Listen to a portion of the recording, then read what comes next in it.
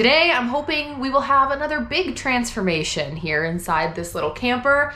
Today is the day that I finally attempt the peel and stick wallpaper that I have been dreading. I don't have any experience with peel and stick wallpaper. The closest thing that I have done is install the tile backsplash here in the kitchen, which didn't go great. I'll probably have a mental breakdown along the way, but hopefully I am pleased with the outcome. So let's get going. Okay, so here's the wallpaper. We ordered it online from Home Depot. It's by Stacy Garcia Home, and I'll put the link down below. Step one, measure the height in your space. The wallpaper just comes in one giant roll, so you'll have to cut it to size. Now, here's where we made the mistake.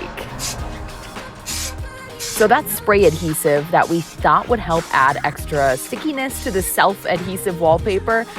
More on that in a second. Now, to apply the wallpaper, you just peel the back off the corners and basically start slowly placing it onto the wall, lining it up at the top, and then pressing a little more wallpaper onto the wall, just a little bit at a time as you move down, and then smoothing it out as you go to make sure that it sticks.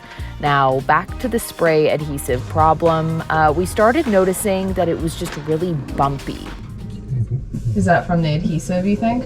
Probably. I'm gonna try to put at least the full piece on and let it dry for a little bit and see what it looks like. I don't want to put up this whole sheet and then have to pull it all down. You know what I mean? Yeah. I don't think I have enough wallpaper to do that. Well, maybe let's just sand off the adhesive then. I'll cut this part off and use this somewhere else. Sounds good. That didn't work. Even though it's peel and stick wallpaper, we've had issues with stuff sticking to these walls, so I wanted to try to use an additional adhesive, but you could see the glue through the wallpaper. So that's not gonna work. Not a huge deal. I just sanded the glue off this wall and tried again, and this time it was much better.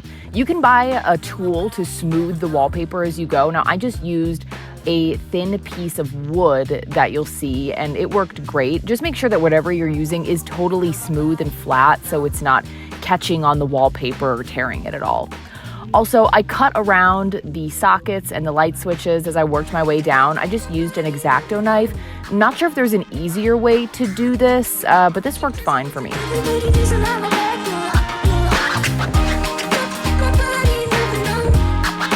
I don't even know how long that took me. Maybe about 30. Okay, that only took me 20 minutes. Felt like forever. I got this wall done, but the bottom, I'm gonna have to cut part of it off and put like a fixer piece. I'll show you why. When I peeled off the back, the paper, the two sticky sides got stuck together at the bottom and it just messed up the paper. There's like a hole in it at the bottom. But it's just the very bottom. So I didn't want to obviously peel off the whole thing and redo it.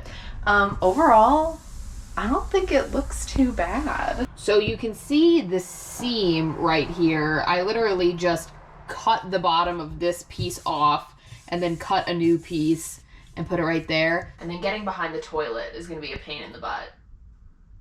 This whole situation is just kind of a pain in the butt.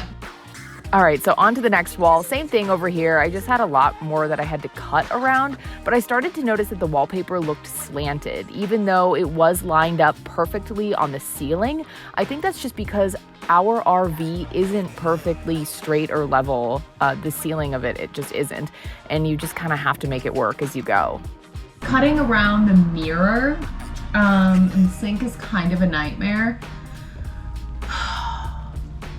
It would be a lot easier if that mirror wasn't on the wall, but we couldn't get it off the wall when we tried like months ago. So we left it. Now we're having to put wallpaper around it.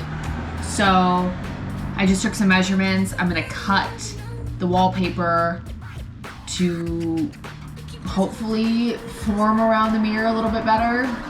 And yeah, we'll see. Hopefully it's not like totally wrong.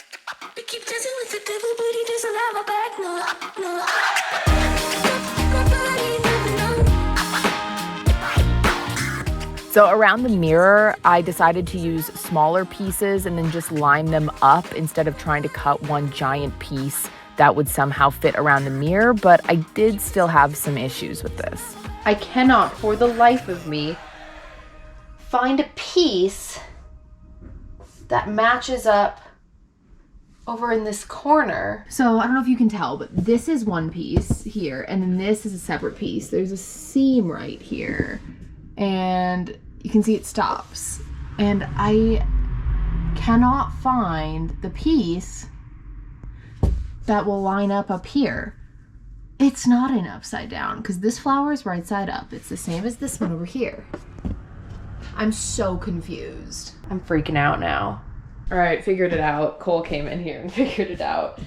Sometimes you just need another set of eyes because when you've been like looking at the same pattern for so long, I don't know if I'm just getting tired. My brain is starting to turn to mush. Note to anybody who ever does this, take out stuff like this. Don't try to put wallpaper around it. It sucks. Not worth it. That was really the last big challenge of the process, and the rest of it was pretty straightforward.